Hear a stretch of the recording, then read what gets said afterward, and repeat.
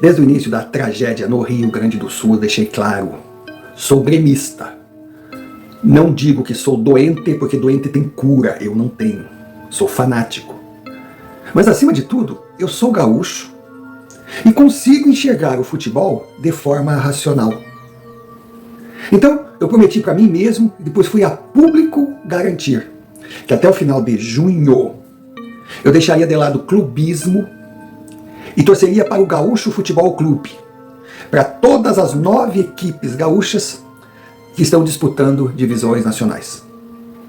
Durante todo esse tempo, não vou julgar cada um, sabe? Não dá para entrar dentro da cabeça das pessoas, eu não sou ninguém para dizer que eu sou certo, os outros são errados, não existe essa coisa de o dono da verdade, mas para mim eu fico chateado até, de ver os clubes do Rio Grande do Sul, cada um da sua forma, dentro da sua grandeza, tentando driblar as dificuldades impostas por essa catástrofe natural, enquanto torcedores ficam com aquele mesmo mimimi, kkk, tri rebaixado, sabe, Mazembe, essas coisas que nesse momento eu acho que não tem lugar. Mas cada um.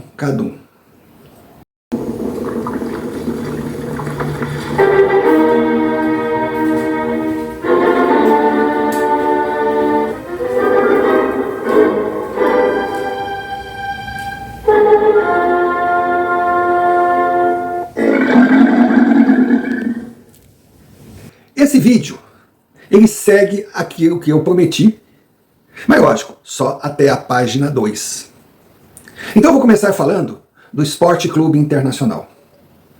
A dupla Grenal, entre todos os clubes gaúchos que estão nas divisões nacionais, foi a mais atingida, pois perdeu o seu estádio. Ou Grêmio Internacional perderam os seus estádios. Viraram nômades. E por mais que a gente queira dizer, não, faz parte, eles têm dinheiro, o jogador é bem pago, é complicado. Porque todos têm família, todos têm sua rotina, todos têm suas fraquezas, suas fragilidades, suas deficiências, seus problemas pessoais, é complicado. Só que o Internacional conseguiu absorver o golpe, e entre erros e acertos, altos e baixos, boas apresentações e outras nem tanto, mantém uma regularidade no Brasileirão.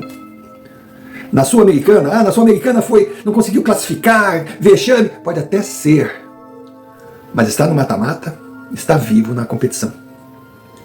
Então, digam o que disserem, o Colorado está fazendo o seu trabalho de casa e aquilo que dele se esperava, porque na tabela ele tem 14 pontos, com 2 jogos a menos que os líderes que estão com 20. Ou seja, se, futebol não tem C, mas vamos pensar de maneira positiva, se ele conquistar esses 6 pontos dos jogos a menos, estará entre os líderes. Agora, se não conquistar, ainda a sua posição é no topo, é naquele bloco de cima, que dentro de uma maratona é o aconselhável, se manter no bloco de cima.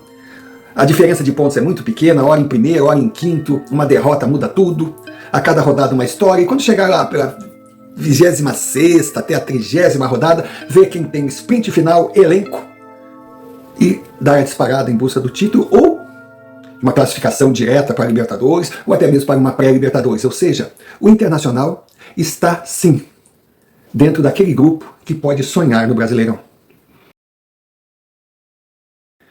Superando de uma forma surpreendente a tragédia e principalmente suas limitações, está o Juventude. Que campanha linda faz o time do Alfredo Jaconi. O que esperar dos jaconeiros na competição? Poxa, deixem o Juventude. Quando começou o Campeonato Brasileiro, todo mundo acreditava que ele ia lutar para se manter na Série A. É o que ele está fazendo. Ele está na dele, correndo na velocidade que consegue, somando os seus pontinhos para alcançar a sua primeira meta, que no início da competição era vista como improvável, se não impossível. 46 pontos e a permanência na Série A. Então o Juventude está indo. Sempre falamos, tem um belo time. O elenco já não é essas coisas por questões econômicas. Esperar o quê? Talvez no meio da competição ele vá cansar os problemas. Lesão, jogador com problema pessoal, porque afinal é gente, questões internas, suspensões, o que agride, o que atrapalha todas as equipes. Mas o Juventude tem a vantagem. Ele se dedica exclusivamente ao brasileiro.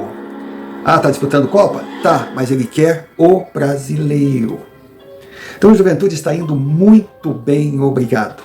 Um passo de cada vez, ganhando seus pontinhos, criando gordura e fazendo o que dele se espera, representando dignamente Caxias do Sul, a Serra Gaúcha e o Rio Grande como um todo. E o Grêmio? Bom, o Grêmio a gente não consegue mais explicar o que está acontecendo. A única certeza é que o que está acontecendo não pode continuar. Renato parece que tomou a água contaminada da enchente. Renato parece que vive um mundo à parte. É impressionante no que Renato se tornou. Uma pessoa difícil de definir. Quando eu falo pessoa jurídica, não estou colocando o cidadão em xeque. Mas o técnico Renato perdeu a noção da realidade. Ele quer impor as suas verdades, que até aquele que menos entende do futebol percebe, isso aí é uma mentira. Porque futebol, quer queira, quer não, é resultado. E a teimosia de Renato em não treinar o que deve treinar, não deixar seu preparador físico dar a carga necessária e exigida para ter chance de disputar com intensidade o Brasileirão, e teimar com alguns jogadores. Se a gente assiste os jogos do Grêmio, a gente percebe aqueles lances assim de explosão. Os gremistas estão sempre num time, um segundo atrás. A bola é lançada na vertical, vem o atacante adversário e tem o marcador do Grêmio, parece que o marcador daquele, sabe, aquela travada. Falta o quê? Falta ritmo de jogo. É uma questão física e psíquica, um corpo bem treinado, uma mente preparada. A bola veio, eu já disparo, não sei nem o que eu estou fazendo, mas eu sei que tenho que fazer. Falta isso para o Grêmio, porque falta treino. Também falta um esquema tático. E falta força. Força essa que a gente consegue com a mescla de juventude e jogador experiente. Mas Renato não quer os jovens. Renato acha que futebol, o time tem que ter cascudo. Por Renato, o Grêmio teria 11 jogadores com mais de 30 anos.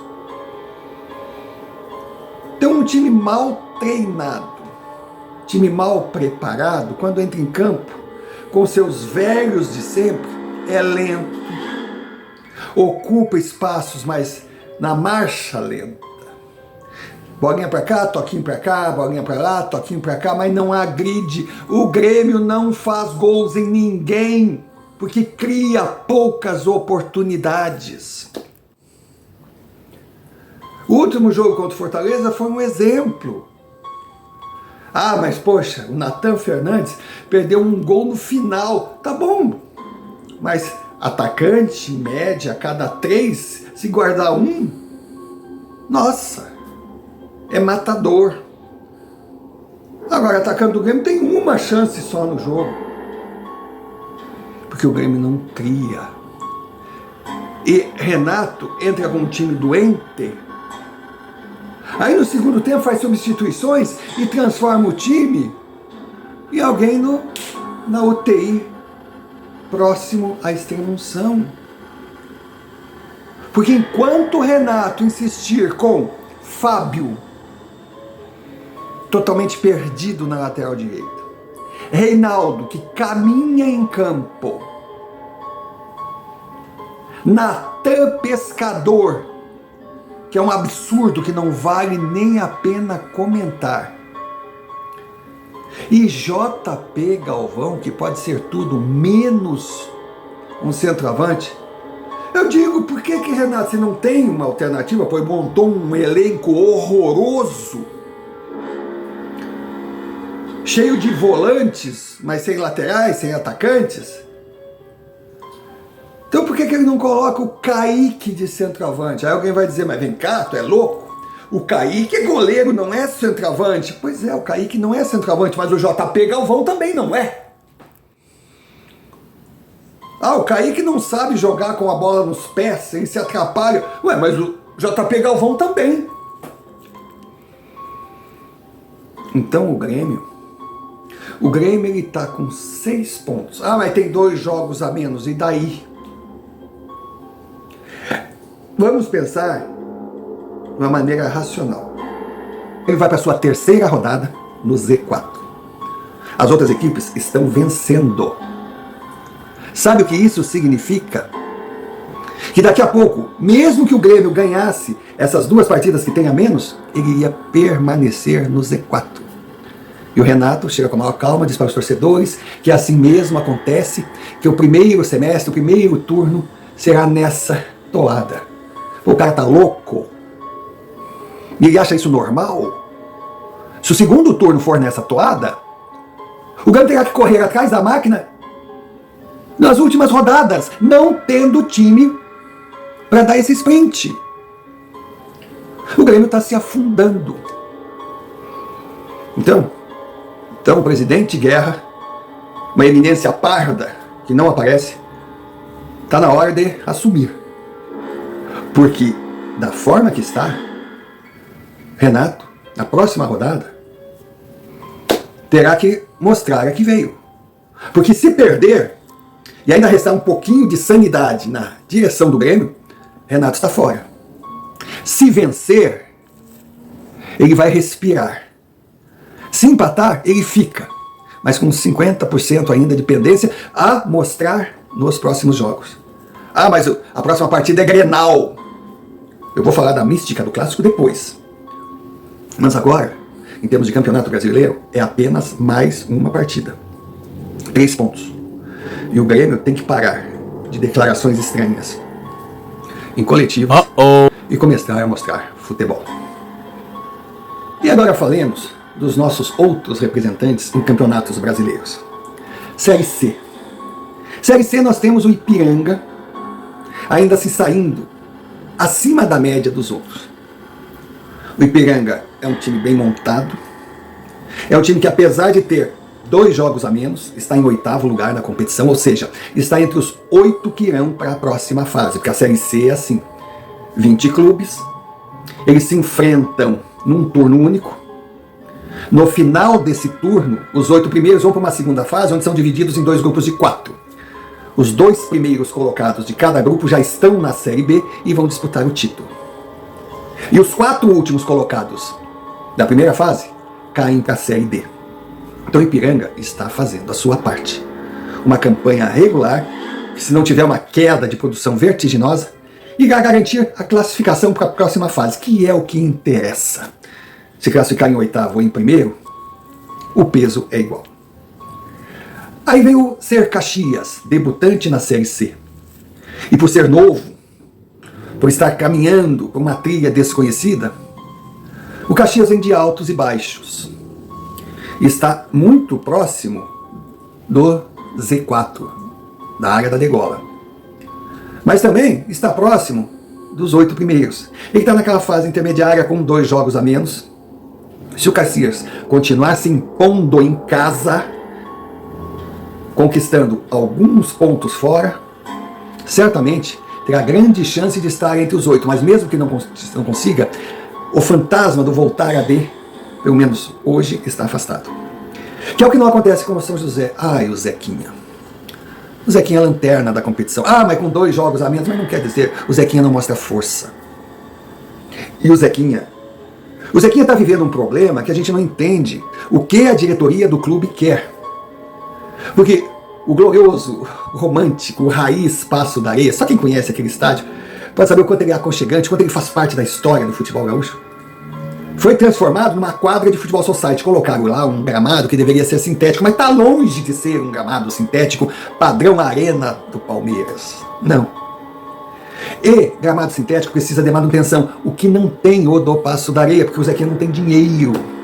E com essas chuvas, o gramado do Zequinha só piorou. Não é que ficou ruim por causa da chuva, já vem ruim há muito tempo. E jogar futebol naquele palco é desumano, é impossível.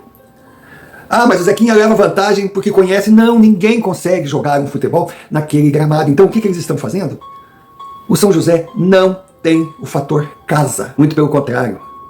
Ele tem perdido pontos importantes dentro de Porto Alegre. Aí quando sai para disputar fora, ele joga melhor. Mas os resultados também não vêm. Então a diretoria do São José tem que acordar para essa realidade. Poxa, mande os seus jogos para outros estádios. Mande para o estádio do Cruzeiro. Está ali colado em Porto Alegre. Ah, sei lá, mande para o Cristo Rei em São Leopoldo, também na grande Porto Alegre. Ah, mas daí o São José não terá público. Mas São José, de qualquer maneira, no Passo da Areia, a média de público é muito pequena. Com certeza não vai baixar muito se jogar em outro estádio. Mas o que vai subir é a qualidade do futebol do time jogando em casa, dando chance do São José permanecer na Série C. Que hoje classificar é um sonho fora, mas cair será um desastre. Outro problema dos times gaúchos agora na Série C é que eles vão começar a se enfrentar. É algo que tem que acontecer. Então aqueles pontos não somados contra gente de fora agora terão que ser tirados de gente do Rio Grande do Sul. Faz parte da competição? Faz parte. Mas aí vem aquela situação que eu vou repetir, o São José, que é o caso que mais causa ou precisa de cuidados. O São José, para sair de onde está, terá que tirar pontos de times gaúchos, talvez prejudicando a classificação deles. É uma pena, mas o futebol é assim.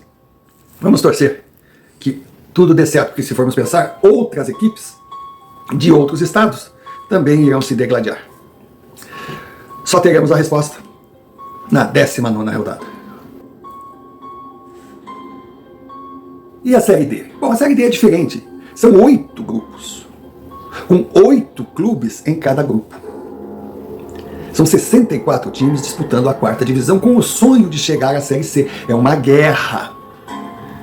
E é uma guerra disputada com times nivelados, é um perde-ganha.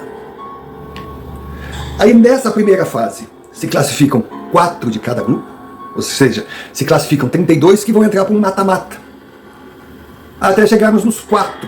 Aí aqui esses 4 estarão na Série C, irão disputar a semifinal, que valerá a presença na final em busca do título, que é uma conquista, mas o objetivo é chegar às semifinais, estar entre os promovidos. Então é complicado.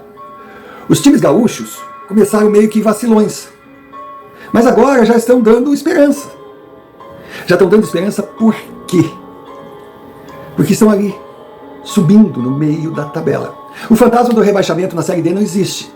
Então a preocupação é classificar. E todos eles estão com boas possibilidades.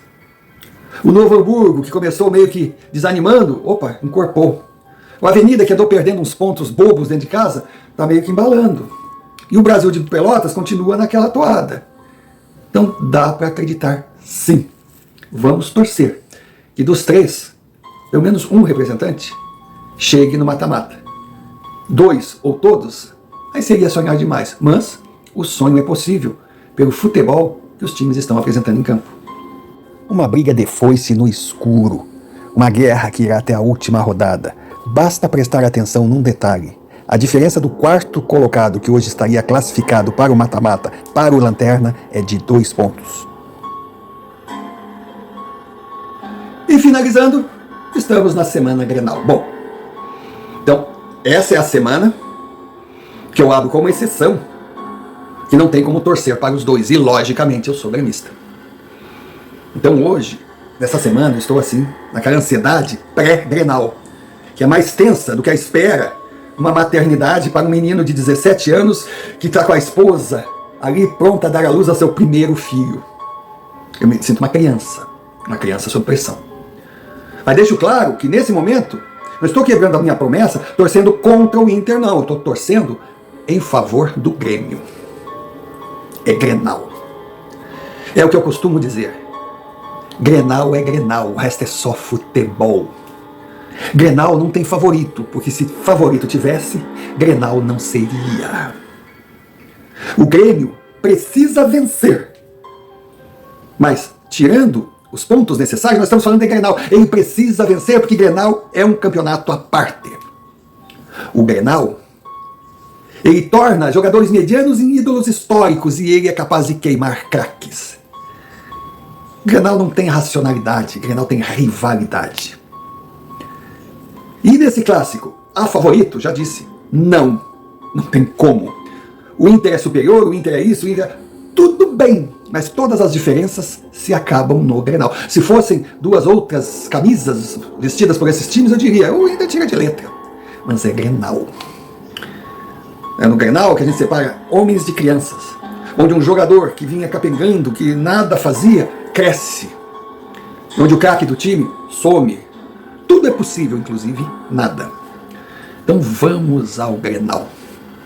Agora, Grenal consagra, Grenal queima. Vale para jogador e vale para técnico. Então, tanto o Kudê quanto o Renato não são unanimidade entre os torcedores. Porque o torcedor sempre espera mais. E a impressão que o Colorado tem é que o Kudê não consegue tirar o futebol que o elenco pode oferecer. Que o problema do Inter patinar é o técnico. E o gremista, o gremista, eu já falei tudo que tinha que falar sobre o Renato. Em outras palavras, se o Inter vencer ou empatar, Kudê respira aliviado e segue na sua toada. Se perder, aí Kudê balança. E no caso do Grêmio, uma derrota, com certeza, será pá de cal no ciclo Renato. Ele não precisará nem voltar, não digo para Porto Alegre, ou permanecer no elenco para o próximo jogo. Poderá pegar sua malinha e ir para o Rio de Janeiro, levando consigo Natan Pescador, JP Galvão, Reinaldo e Fábio. Se empatar eu acredito que Renato não caia. Mas, e se vencer? Bom, se vencer será um alento para a Portaluppi, para poder inchar o peito e dizer que confia no seu grupo e que, como falou, o Grêmio tem isso, o Grêmio tem aquilo, o Grêmio tem aquilo. Todo mundo sabe que o Grêmio tem. O Grêmio não é o elenco sonho de consumo do torcedor, mas é um elenco para estar no meio da tabela. Então ninguém quer saber do que o Renato acha das possibilidades do tricolor. Mas a gente quer saber se o Renato, com sua teimosia, vai reavaliar e começar a preparar o time da forma que tem que ser preparado. Que Renato nunca morreu de amores pelo ponto corrido e sempre preferiu as Copas, todo torcedor do Grêmio sabe. O gremista também sonha, embora considere muito complicado esse ano, vencer uma Copa do Brasil e quem sabe uma Libertadores. Só que o técnico tricolor tem que pensar como pensa a maioria esmagadora dos gremistas, para não dizer 100%. Título em Copa será comemorado, com certeza. Só que a tragédia de cair pela quarta vez está totalmente descartada. Então, senhor Renato, pare de devaneios, pare de viver num mundo paralelo, pare de ter certeza que conquistará a glória no segundo semestre com a taça, a volta olímpica numa das Copas. Pare. A prioridade agora é permanecer na Série A.